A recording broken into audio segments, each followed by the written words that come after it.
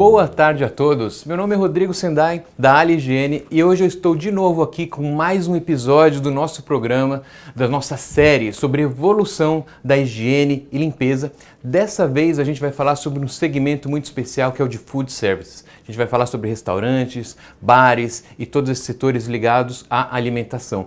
E hoje eu estou aqui com um convidado muito especial, dessa vez presencial, porque ele também está aqui em São Paulo e também atua aqui na cidade, então eu tive o prazer de receber. Eu quero que vocês conheçam Marcilon Miranda. Marcilon, bem-vindo. Obrigado. Boa tarde para você também. O Marcilon, ele é sócio da RL, da Unidade Oreca, também, como falei, responsável pelos restaurantes, bares, alimentação, manja muito desse segmento. E eu vou pedir que o Marcilon próprio se apresente um pouco, Marcilon. Conta um pouco para a audiência te conhecer. Obrigado, Rodrigo. Eu sou engenheiro químico, trabalho nesse segmento há mais de 30 anos e trabalhei em empresas multinacionais e agora recentemente, uma questão de uns 5 anos atrás, aí eu me tornei sócio da RL, da Unidade Oreca, né, como você descreveu. E a RL é uma empresa que atua no mercado há 43 anos, tem muito conhecimento acumulado nesse segmento e em outros também, né? E temos um portfólio super amplo, bem legal de produtos e, enfim, estamos aí atuando no mercado tentando fazer com que os clientes entendam melhor esse universo da higiene e limpeza que cada dia se torna mais importante. Com certeza. E hoje é uma conversa bem interessante, Marcilon, porque esse segmento específico, né, de restaurantes, bares, foi um dos segmentos mais impactados, né, pela pandemia nos últimos meses. E como a gente está falando de evolução de saúde e higiene nesse segmento, eu queria que você contasse um pouco para a gente como que foi, quais foram os impactos desse segmento, assim, não sei se você tem dados, né, algumas informações de alguma eventual recuperação. O que você pode dizer para nós? O segmento foi muito impactado. Tá? Para vocês terem uma ideia, antes da pandemia, esse segmento representava 3% do PIB nacional. Se estima mais ou menos entre 1 milhão e meio de empresas no Brasil atuando nesse segmento de refeições fora do lar.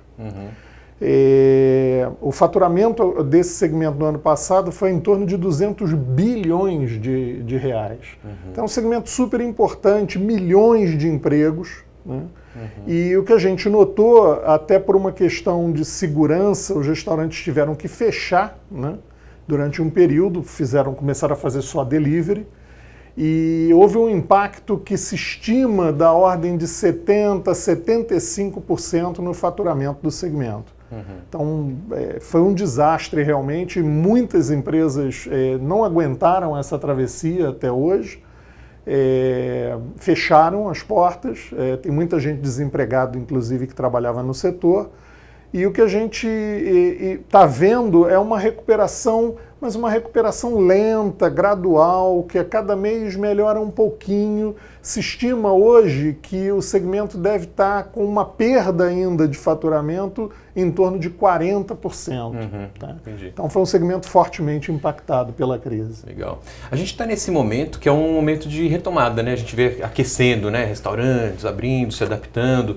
Você que tem bastante contato com o negócio de limpeza, né? Já é possível perceber alguma variação em consumo em produtos de limpeza, que limpeza é um fator central, né? Agora no momento, higiene e limpeza. Você já consegue perceber variação de consumo se a gente olhar sob a perspectiva de produtos? Sim, a gente vê essa recuperação do segmento espelhada na recuperação das vendas para o segmento de produtos de higiene e limpeza.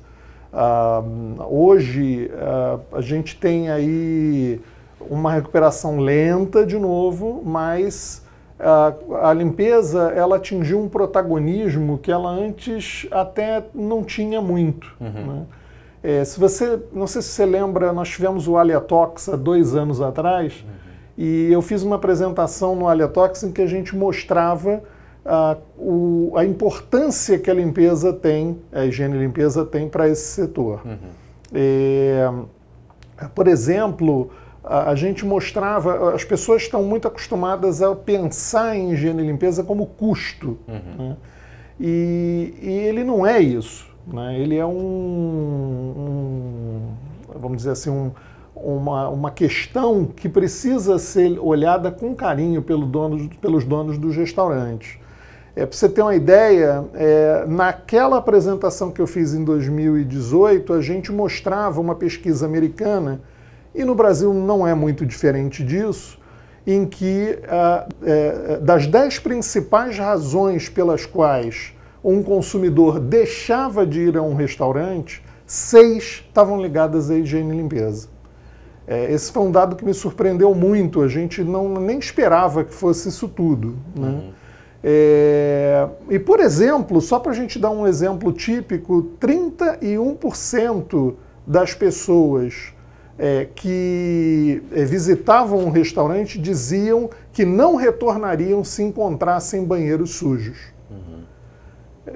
Então, você vê, você faz um esforço de marketing enorme para atrair clientes para o teu restaurante, eles vêm por causa desse esforço, e 1/3 deles você pode perder simplesmente porque o teu banheiro não estava limpo.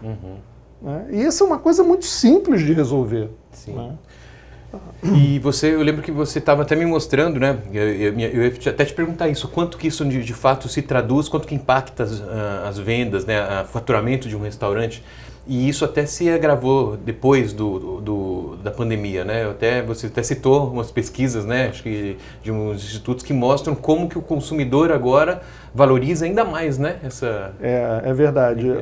A higiene e limpeza atingiu um patamar que eu diria que ela devia sempre ter tido, mas não tinha, né?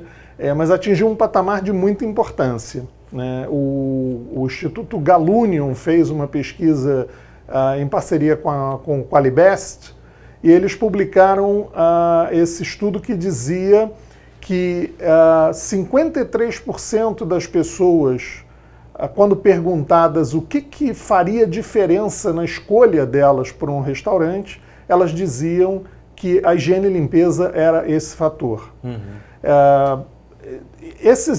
As pessoas podiam escolher múltiplos fatores, né? Mas esse foi o fator que foi mais importante. E, inclusive, se você considerasse somente a primeira coisa que as pessoas diziam, 36% diziam que o fator decisivo para elas irem a um restaurante era a higiene e limpeza. E isso tem uma importância enorme, porque a higiene e limpeza, nessa pesquisa, por exemplo, ela aparecia como o item mais importante para esses 36% dos respondentes, à frente de qualidade da comida, preço e serviço.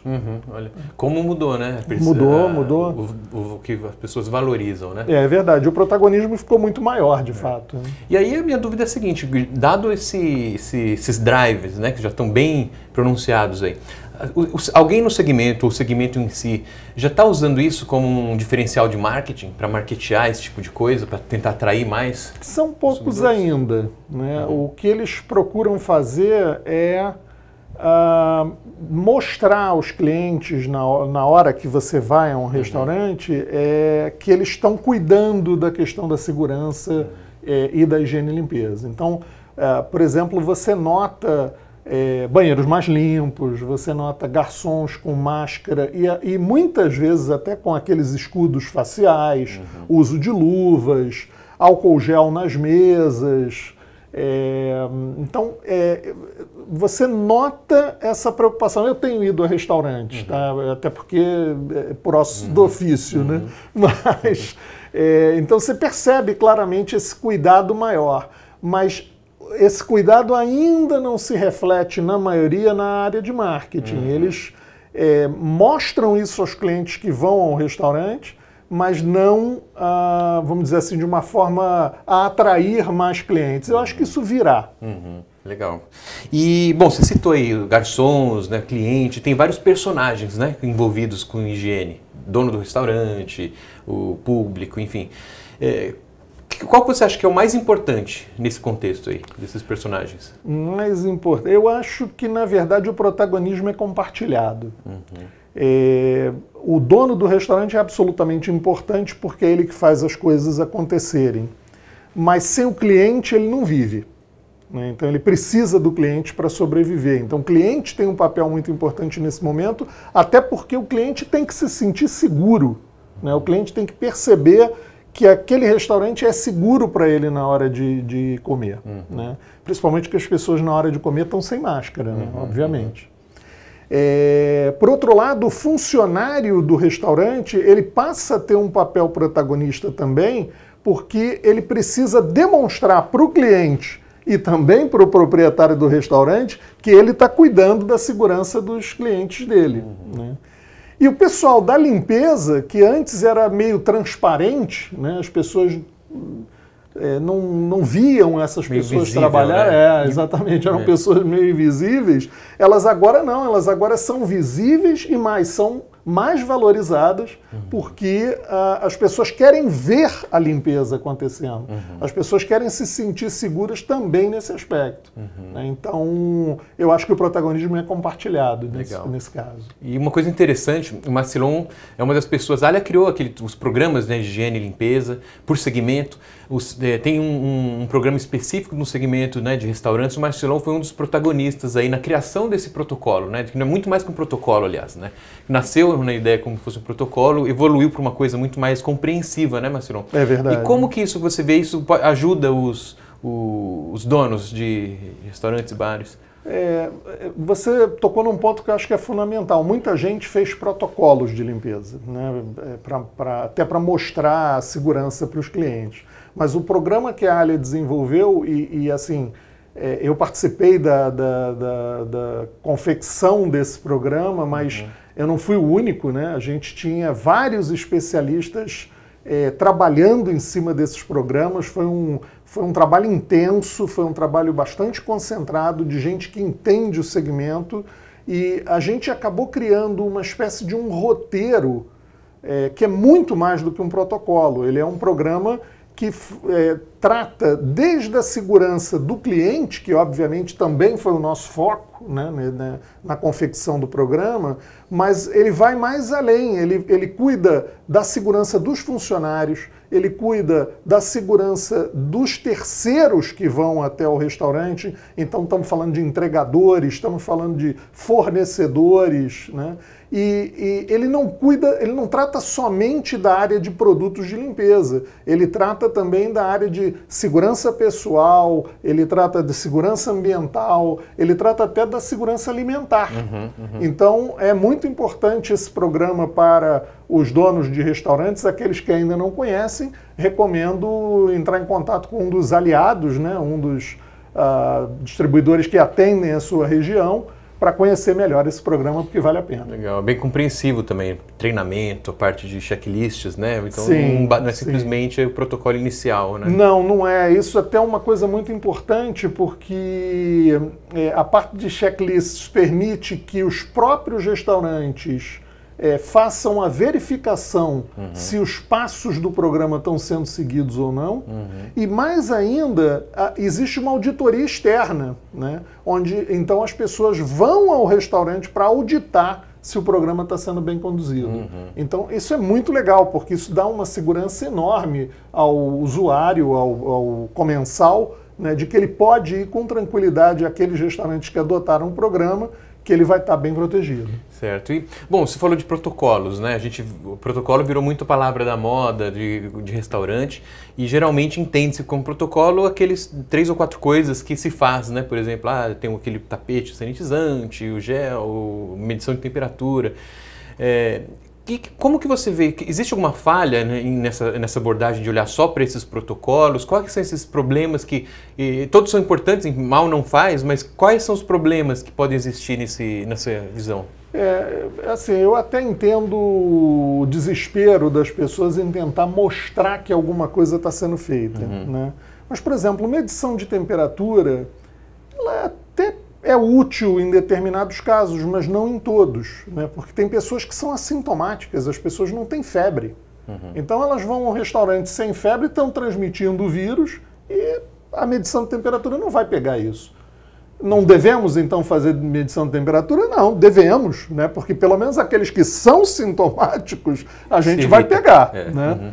Mas tem coisa, por exemplo, que não funciona. Tipo, por exemplo, esses tapetes sanitizantes que você mencionou, eles não têm nenhum benefício a trazer, a não ser talvez o fato de tirar um pouco da terra dos sapatos que vão entrar no restaurante.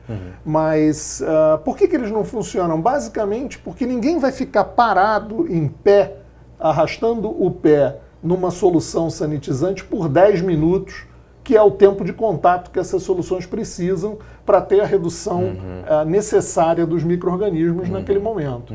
E pior, pode trazer problema porque a pessoa, por exemplo, com o pé mais úmido, pode escorregar depois, pode levar sujeira para dentro do restaurante.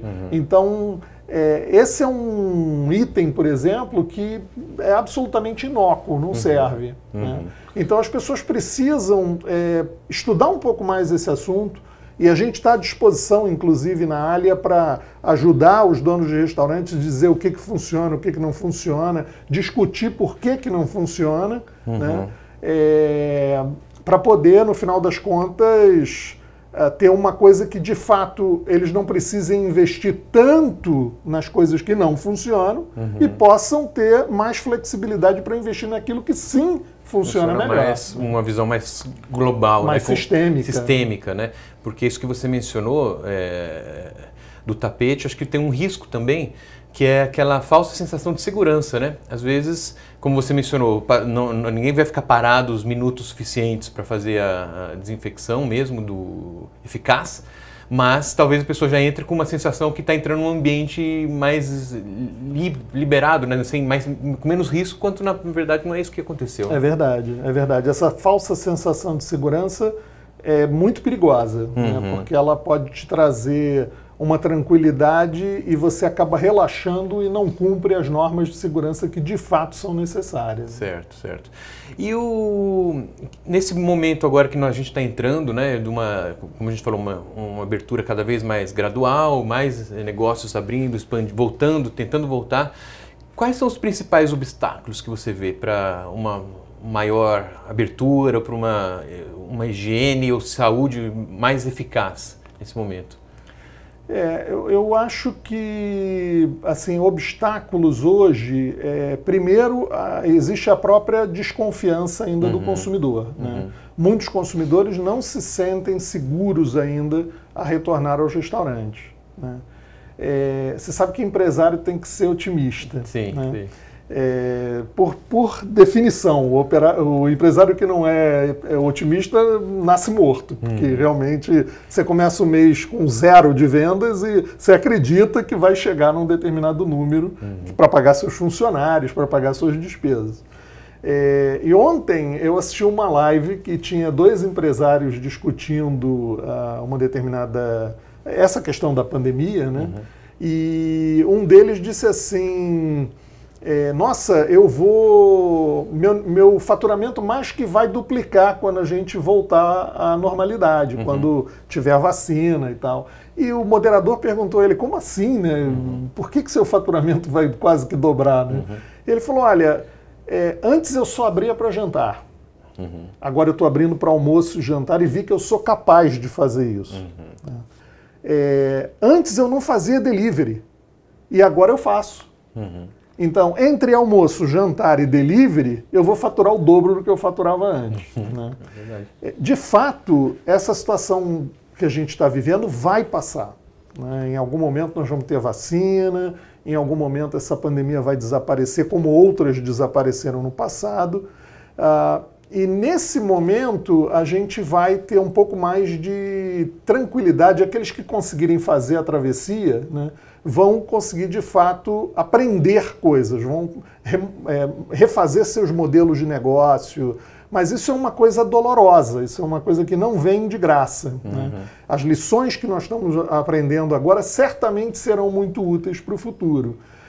Mas eu acho que, por exemplo, uma lição que tem que ficar clara na cabeça de todo mundo é a questão da higiene e limpeza. A higiene e limpeza não é uma coisa secundária, não é uma coisa que a gente possa relegar a um segundo plano, como muita gente relegava no passado, e essa pandemia aí mostrou isso claramente. Então, eu acho que essa é uma outra quebra de paradigma que o empresário vai ter que ter. Ele vai ter que olhar os itens principais do menu, ele vai ter que olhar os vinhos que ele está servindo na casa e ele vai ter que se assegurar que a higiene e limpeza seja bem feita. Certo. E eu tenho uma pergunta que é interessante quando você mencionando essa evolução, né, de antes, assim. Queria que você comentasse um pouco de uma perspectiva mais de produtos, até tecnicamente, a questão de essa limpeza doméstica versus uma limpeza profissional e até passando até por que produtos que você vê ganhando destaque daqui para frente. Assim, o ambiente profissional, como é o caso dos restaurantes e assemelhados, ele tem desafios que o ambiente doméstico não tem. Uhum. Eu não estou falando mal dos produtos domésticos, não. Os produtos domésticos são muito bons, mas eles servem para aquele desafio que você tem, que é o desafio que você encontra na sua casa. Uhum. Né? Agora, no ambiente profissional a coisa é muito mais complicada. Existem pessoas que frequentam esses locais que carregam micro-organismos que são muito diferentes daqueles que você tem dentro da sua própria casa, né?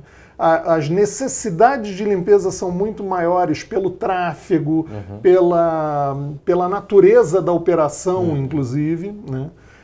Então, o que a gente vê é uma diferença muito grande entre o ambiente profissional e o ambiente doméstico. Portanto, ambientes profissionais exigem produtos profissionais. Tá? Não tem saída. A maneira que a gente pode fazer, por exemplo, de reduzir os custos para essas necessidades do ambiente profissional são, por exemplo, produtos mais concentrados, em que você inclusive usa diluidores automáticos para poder fazer com que o custo caia. Né? E de fato o custo cai comparado a produtos domésticos. Então, embora a gente tenha que atender necessidades mais importantes, a gente consegue fazer com que os custos sejam menores. Eventualmente não o desembolso. Não há que confundir desembolso com custo. Tá? Perfeito. Agora, referente à segunda parte da tua pergunta sobre produtos que têm se destacado aí... Que você vê ganhando terreno. Né? Obviamente a gente tem alguns claros, tipo álcool gel, né? Itens de proteção pessoal como máscaras, escudos faciais, luvas, esse tipo de coisa, embora uma boa parte desses itens inclusive esteja em falta no mercado. Né?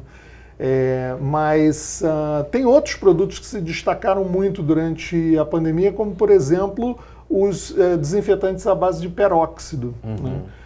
E por que eles se destacaram? Porque eles têm uma tolerância à presença de matéria orgânica maior do que produtos clorados, por exemplo. Então, eles acabam sendo mais efetivos em presença de matéria orgânica. E eles não deixam resíduo, né, que é uma coisa muito legal também. Interessante. Muito bom. Peróxido, que é o peróxido de hidrogênio, que é a famosa água oxigenada, né? No entre caso... aspas. Entre aspas, né? Bem entre aspas. Não tentem usar água oxigenada nos restaurantes, porque não vai dar certo. Os produtos... O peróxido, a água oxigenada é feita à base de peróxido também, mas as formulações são muito diferentes. As formulações para o ambiente profissional são muito mais estáveis, muito mais eficazes. Então, são similares, mas são diferentes ao mesmo tempo. Legal. E, Marcelão, para a gente terminar no nosso bate-papo, eu queria que você desse uma resumida nisso que a gente falou, respondendo a pergunta assim, como, na sua opinião, vai ser o futuro da higiene e limpeza para esse segmento? Se eu tivesse que arriscar a bola de cristal, né, eu diria que a higiene e limpeza cada dia vai ser mais fundamental. As lições da pandemia nos trazem isso claramente e as pessoas precisam se dar conta de que em qualquer ambiente profissional, mas principalmente nos restaurantes, onde a gente tem que cuidar da segurança alimentar e da própria segurança ambiental, do ponto de vista da não transmissão, não estou nem falando só de coronavírus, não, estou falando de qualquer micro-organismo que possa ser patogênico aos seres humanos. As pessoas precisam se conscientizar de que a limpeza é fundamental. E, por exemplo, tem coisas que me surpreenderam muito nessas pesquisas que eu tinha comentado anteriormente, e eu fui atrás de exemplos na internet. né? E eu fui num site de reclamações, né? E me surpreendeu eu ver uma reclamação na internet em que o cliente dizia claramente que ele não gostou que as janelas do restaurante que ele foi estavam sujas. É uma coisa que a gente não imagina, né? Que um comensal vá reclamar, por exemplo, de que uma janela está suja. Quer dizer, pode até ser uma sujeira por fora, né? Que não esteja afetando nada aquele ambiente que ele está. Mas as pessoas reparam. A percepção de limpeza, percebem. Na verdade, se transforma. Exatamente. Né? Então, quando, por exemplo, você encontra um banheiro sujo, a perspectiva que o cliente tem é dizer o seguinte, olha, se o banheiro do cara está sujo, que ele sabe que eu vou eventualmente frequentar, imagina a cozinha dele. Né? Então, essa transferência é muito complicada. Né? E, por exemplo, cada vez mais existe um número de restaurantes que dizem visite a nossa cozinha. Né?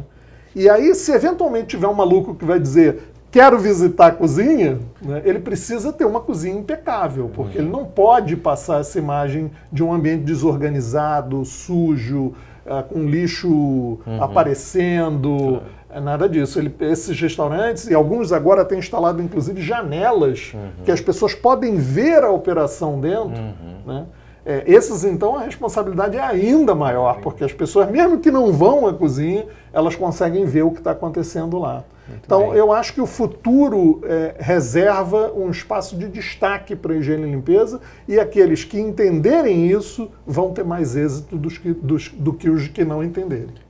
Muito bem, muito obrigado para o Marcilon Miranda, dos sócios da RL Higiene, que esteve aqui hoje e deu essa aula sobre restaurantes, bares e as novas perspectivas aí da evolução da higiene e limpeza nesse segmento. Muito obrigado mais uma vez, obrigado a você que nos assistiu e não percam, temos novos segmentos amanhã, vamos falar sobre academia e escritórios. Não percam, obrigado!